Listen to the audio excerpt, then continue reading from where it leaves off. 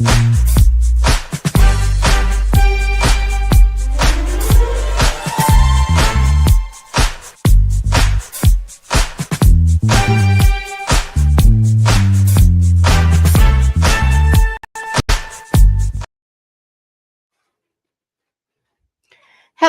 hello, hello.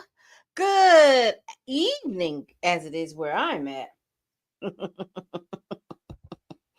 Child, I had sat up here and I'm telling you, I was supposed to go live at 9 o'clock and was fiddling around with all this stuff and hit the live. But we are here, and this is what we're getting ready to do. Y'all, please like, comment, and subscribe, and please share this video if you care. As you all enter, make sure you hit that like button. Child, this Diddy docket is extensive.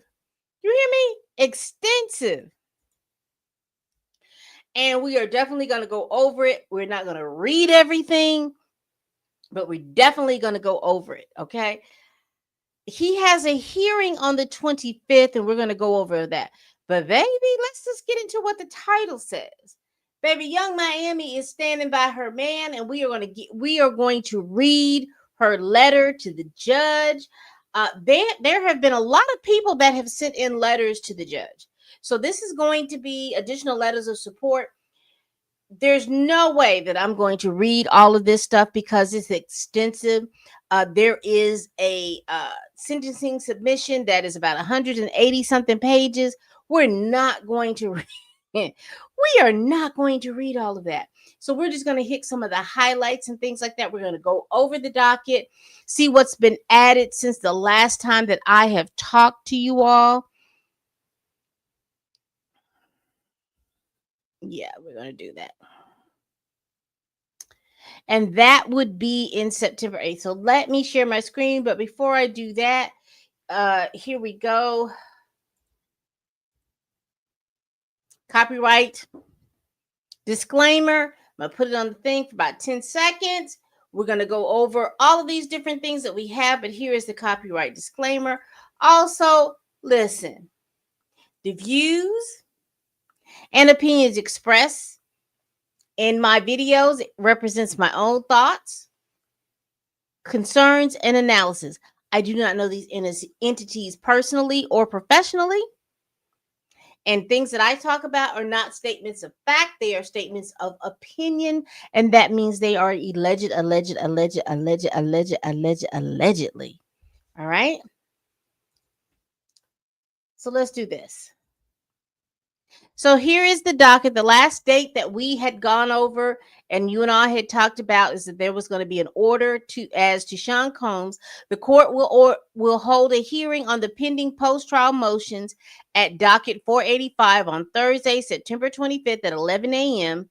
At courtroom 26A of the Daniel Park Monahan Courthouse, 500 Pearl Street, New York, New York. Motion hearing is set for a 9:25 at 11 a.m. And again, it just repeats the same thing. All right. So that was what we left off on because again, Diddy's team was trying to either get a new hearing or to have the let's go back.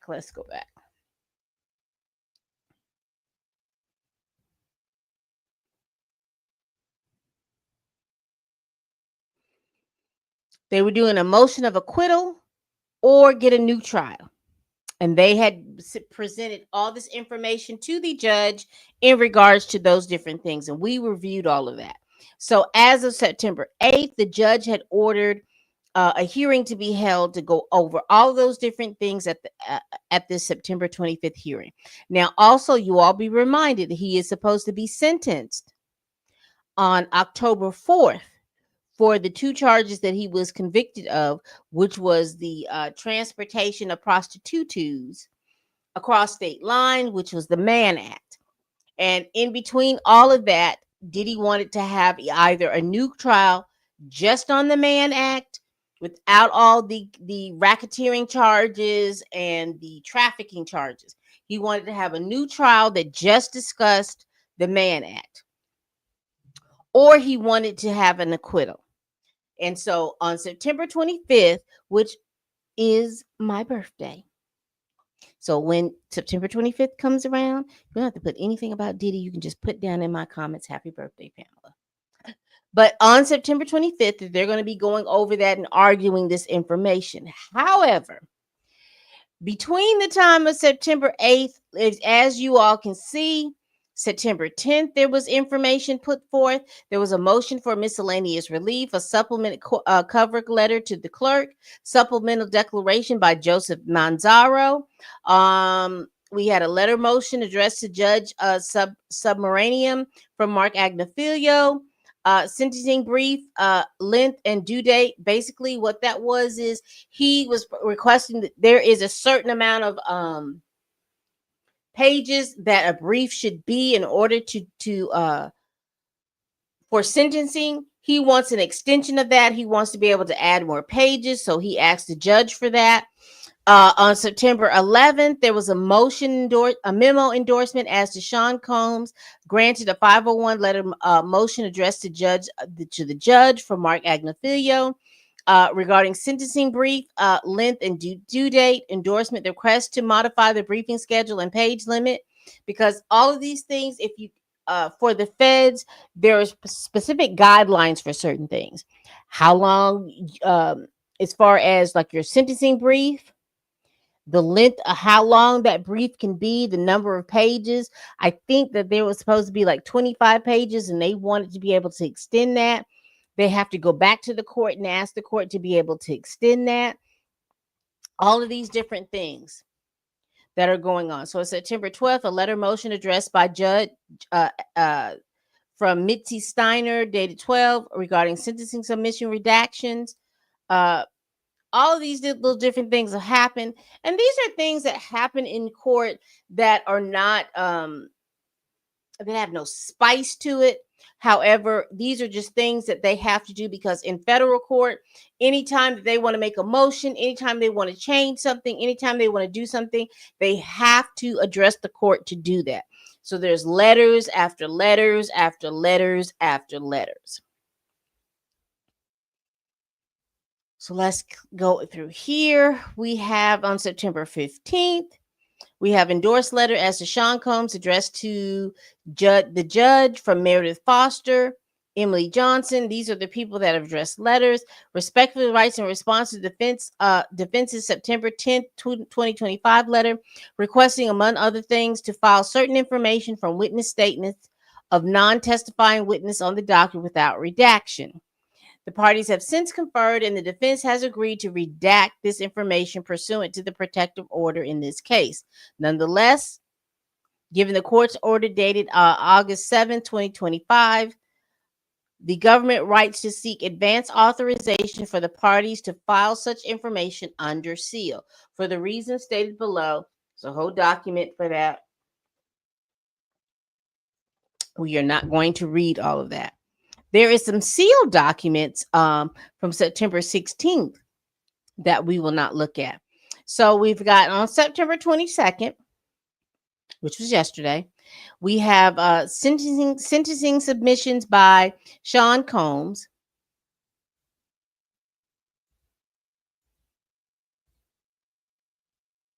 Give me one moment, y'all.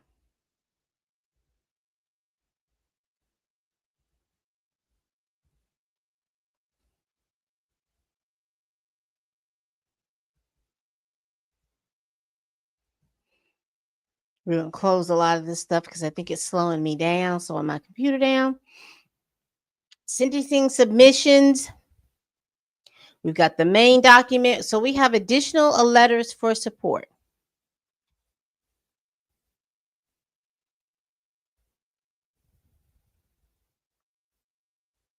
So as we review this, because there's a lot of letters, again, he's going to be sentenced on October 4th. So there are several letters that are coming in regards to Sean Combs. Now, we're not going to read the letters a whole lot. We're just going to read one or two. And I particularly want to read the one that's from Young Miami. but we he has letters, and this is like a 15-page document. Basically, what we're going to do is kind of read. We're going to skim these letters. So we have a letter written by Aliana Al Malwa. She's a dear friend of Sean Combs. I am sending this letter to shed some light on Sean, who I've known personally throughout the years, the person that a lot of people from the outside never get to see up close and personal. This man was and is the most heavy-hearted, charitable, and compassionate man that I've ever met. He is someone who has had his best days and his not so greatest days. His best days were filled with so much love, accomplishment, letters, laughter, and of course, family time, which meant the world to him. His not so great days were filled with depression. Interesting. He would often want to be alone during those times. He would go for long walks, sit by the water, find somewhere where he can just sit alone with his own thoughts. The current years that I've been around him, he never was abusive to me, nor did I witness him being abusive to others. And so he was always encouraging and will continue. And that's Aliana. That's Exhibit 7-1. And that letter, I don't have a date when that letter was admitted. So we have this one for July 14th.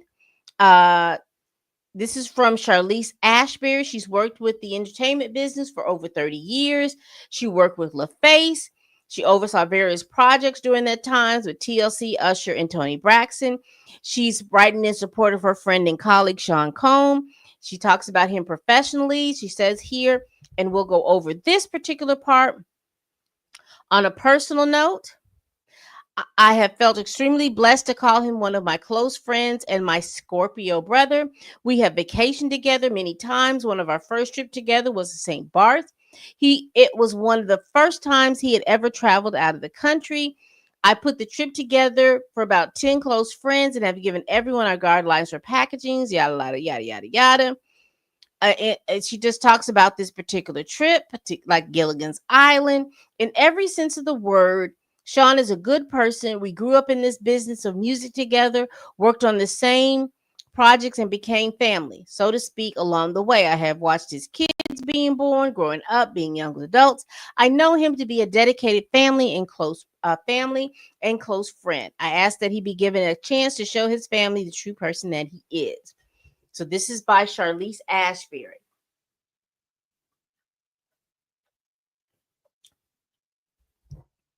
And again, I may just I think this is from Michael Barnett.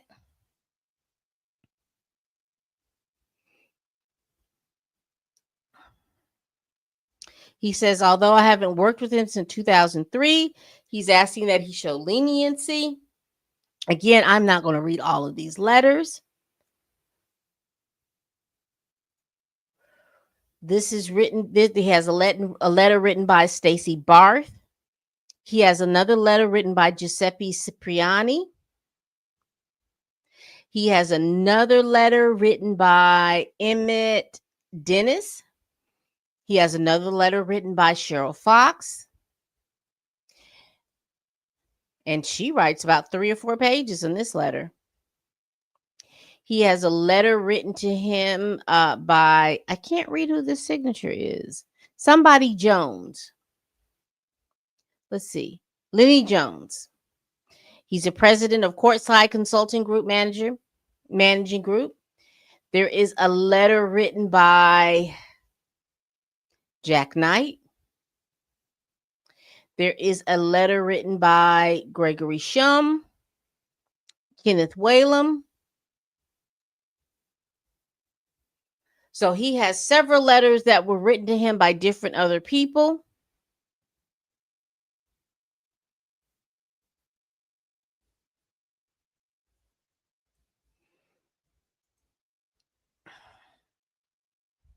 So there is an order written, which was written on September 22nd, which was yesterday, and it is 1 page. So we will definitely just go ahead and read that. And let's see. This is by Subranium.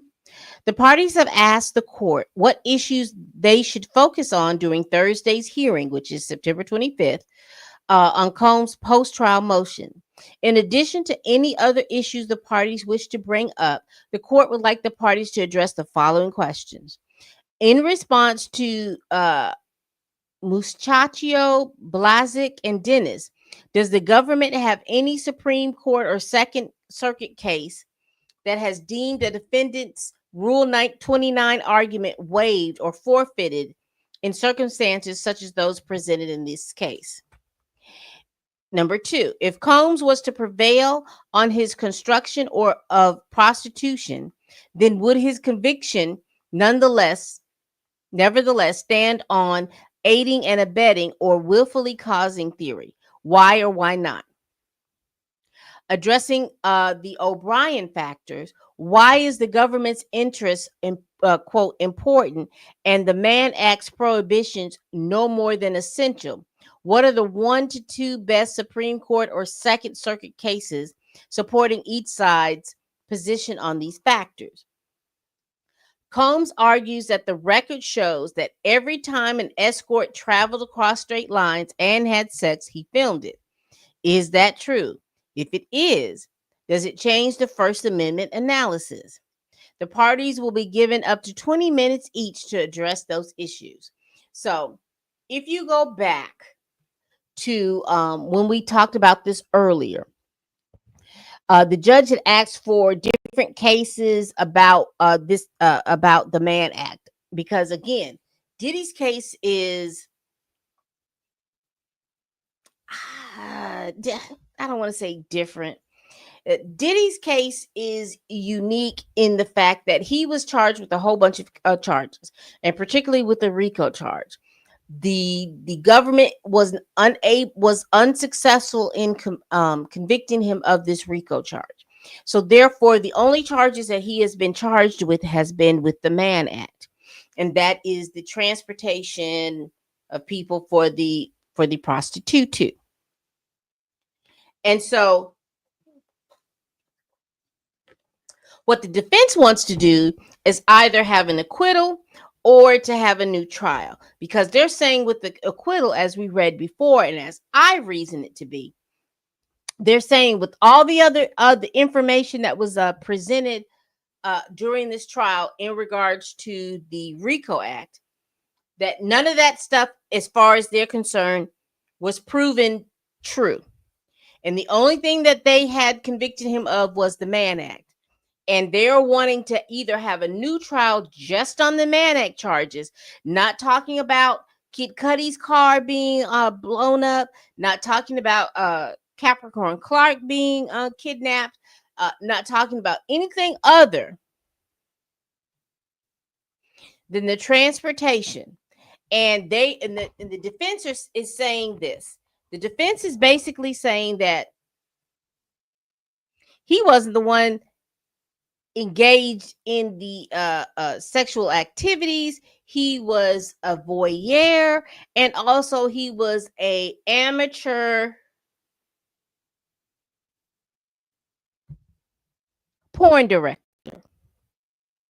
And so therefore they want to have a new trial, or he just be acquitted outright in regards to those things. Okay, so let's go back to the docket. There's some sealed things that you can buy on Pacer. I am not fixing to buy any of this stuff.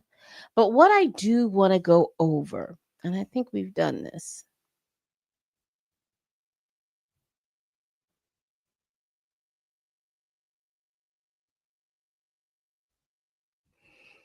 We've done that.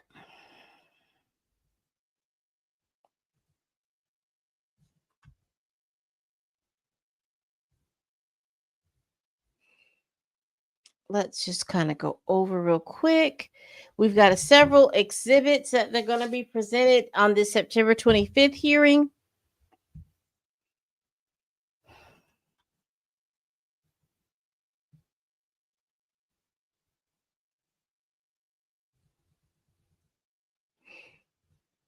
And so these are letters that are going to be presented at this hearing, and also possibly presented at the October hearing. We got a letter of Judith Green. We got a letter of Traven Jones. We've got a letter of Claudine De Niro. And I'm wondering, is that Robert De Niro's wife? We've got a letter of from Ariel Malone. We've got letters from Ishe Amulabi, Carisha Brownlee, Christopher Hicks, and Chris. And if you're not familiar, Carisha Brownlee is Young Miami, and we're going to read her letter.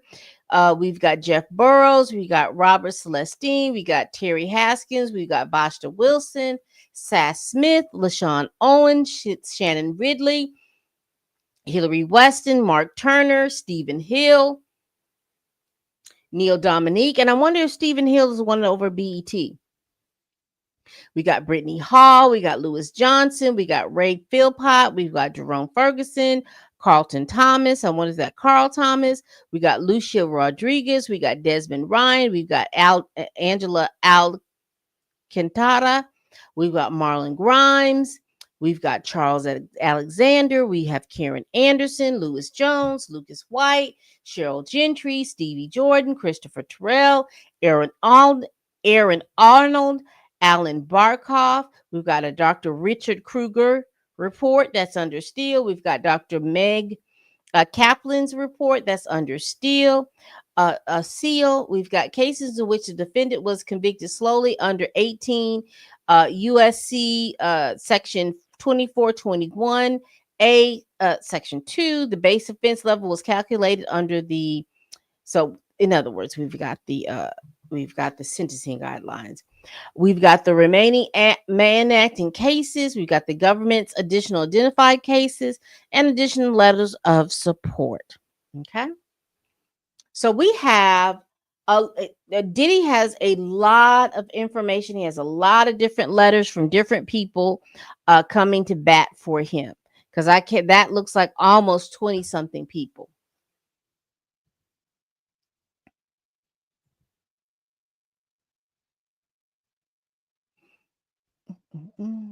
So we are going to go over Carisha's letter.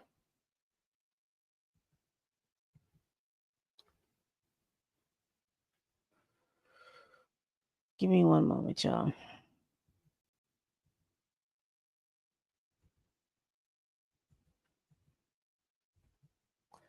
Because I want to make sure this gets bigger.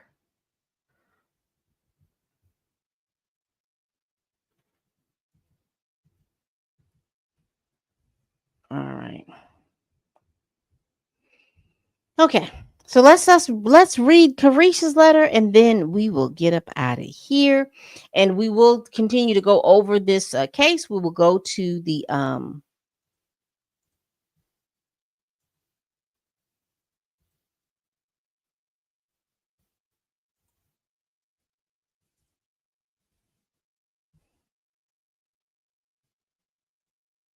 right. So here we have Carisha. This is Young Miami's letter. So let's read what she says. And so this was filed on September 22nd, which was yesterday. And this is page 71 of 133. Hold on.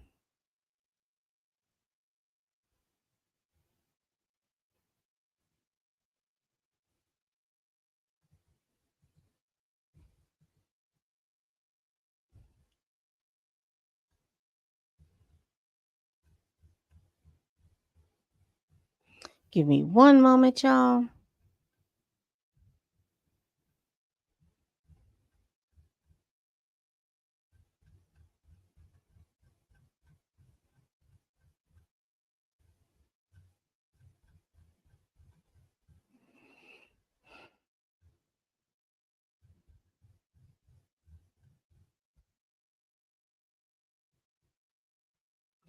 Give me one second. I'm just going through here to make sure that this letter is not within the body of a report, because if it is,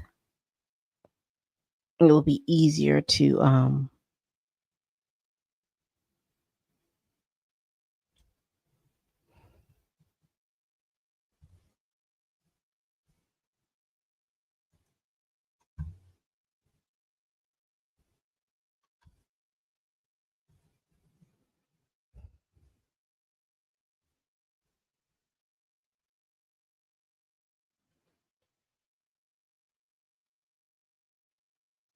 All right, so let's read this. So here we have it on the screen. This is the honorable, and this was filed on September 22nd, 2025.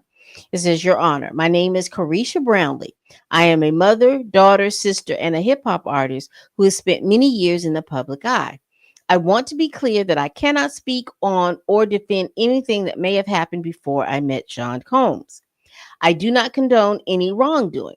I can only speak from my personal experience and the man that I've come to know over the past 4 years.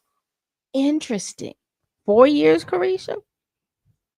For 3 of those years, I was in a public relationship with Sean, and during that time, I witnessed and came to know a different person than the one often portrayed.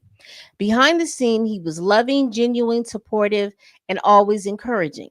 He motivated me, believed in me, and helped me grow both personally and professionally. I am writing this letter because I believe it's important for the court to know the side of Sean that isn't always seen or spoken about. The man who poured into others, who gave opportunities, who led by example, and who loved deeply. He helped shape me both professionally and personally. He believed in me, pushed me to grow, and taught me how to become a better businesswoman. He helped me find balance between chasing my dreams and being present for my family because that's what he did. No matter how busy he was, he never missed holidays or special moments with his family. One of my most meaningful memories was when he took me to my first Met Gala. It wasn't just about the event, it was about what it represented. Sean has always made it a priority to open doors for Black people, to make sure that we are seen, heard, and valued in spaces where we've historically have been excluded. That night reminded me that we belong in every room, at every table, and in every conversation. He constantly encouraged me and so many others to dream bigger, walk in confidence, and never shrink who we are to make others comfortable.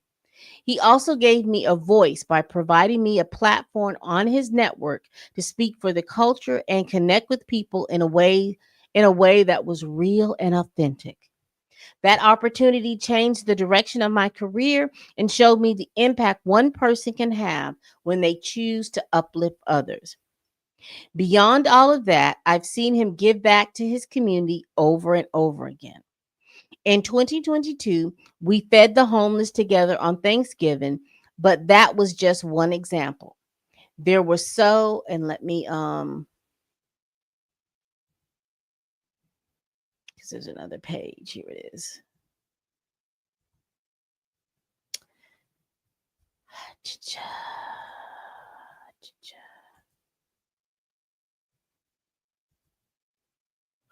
Okay.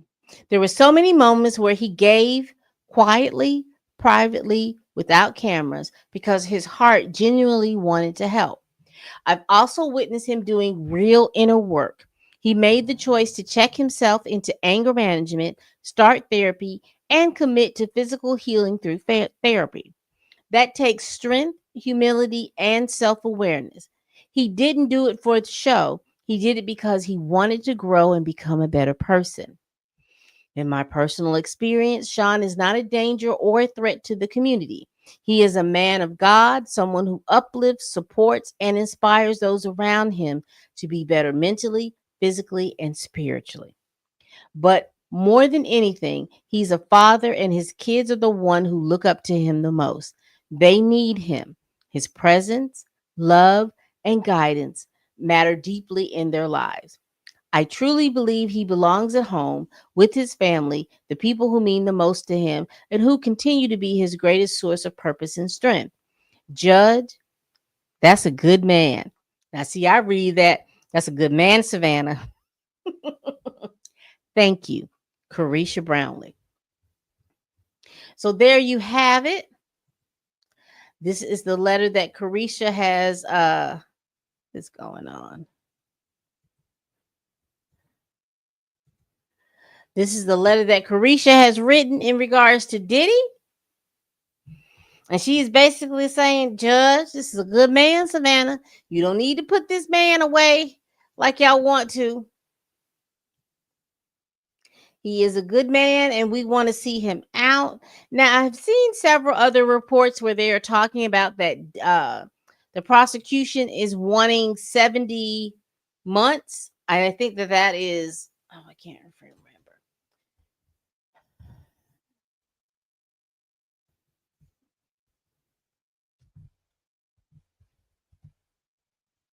That's 5 years that they want him to commit to being in prison. Again, it depends on what the judge does tomorrow on the 25th, and versus what he does on October 4th, which is sentencing day. He did give the prosecution and the defense opportunity to present information and evidence from past cases, and particularly this case, in regards to the sentencing. And remember, I did a poll on YouTube asking you all, what did you all think, or how do you all think that Diddy was going to be sentenced?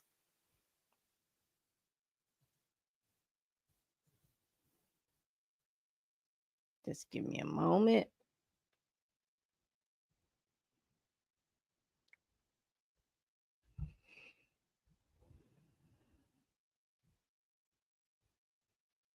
I'm just scrolling back down to that.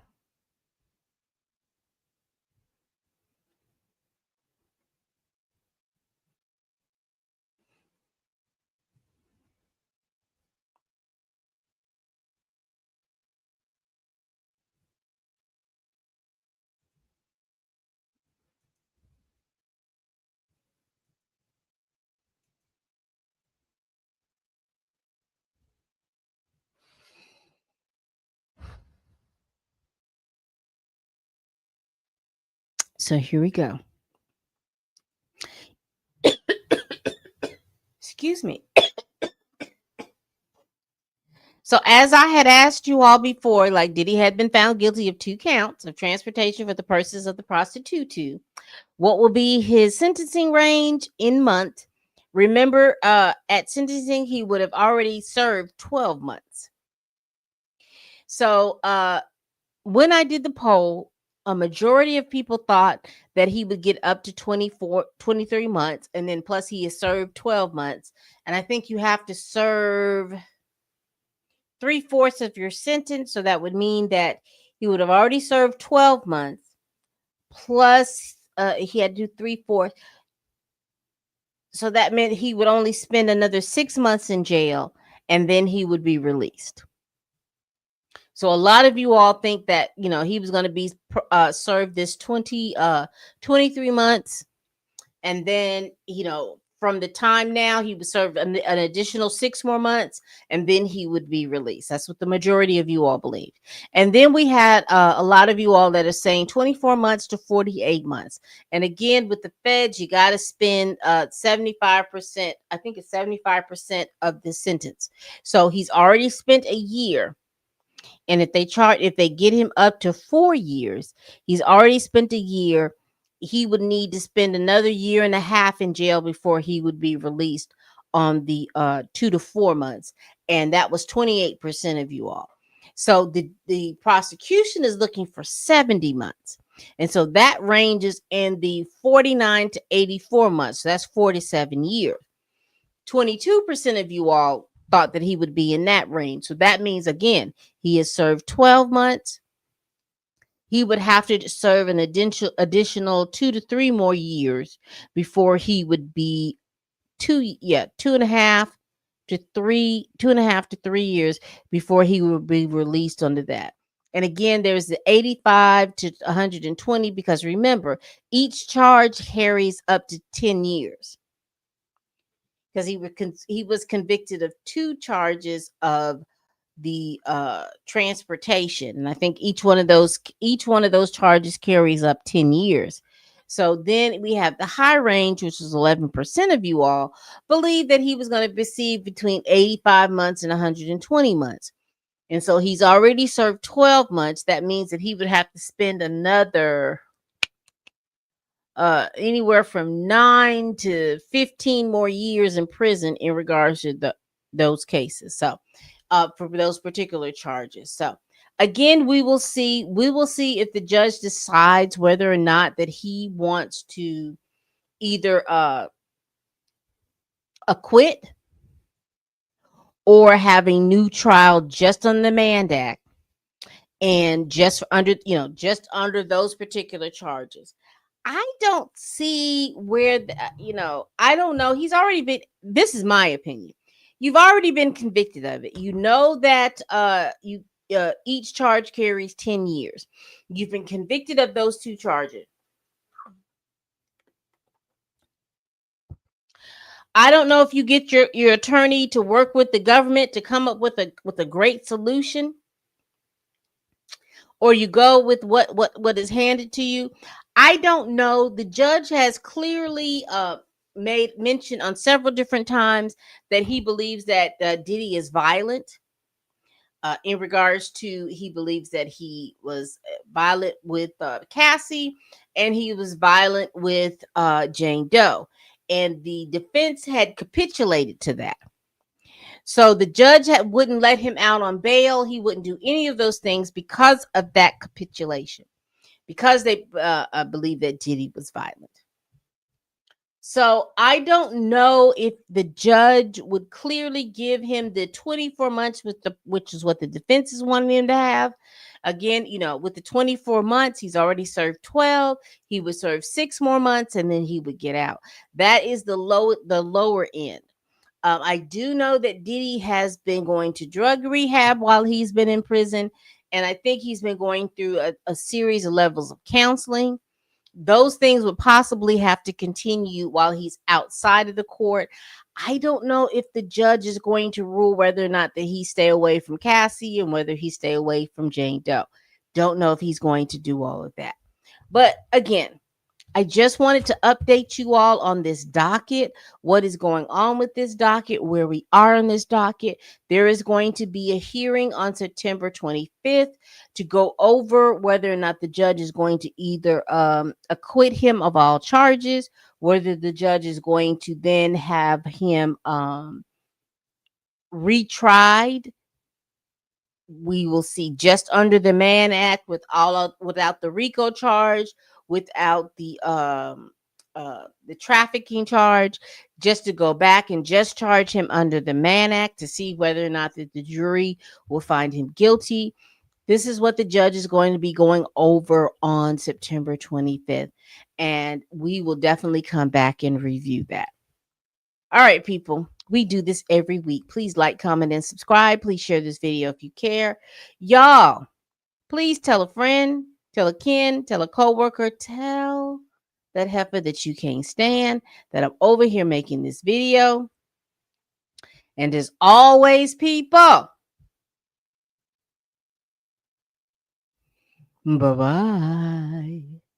I'm telling you, Young Miami says she gonna stand by her man.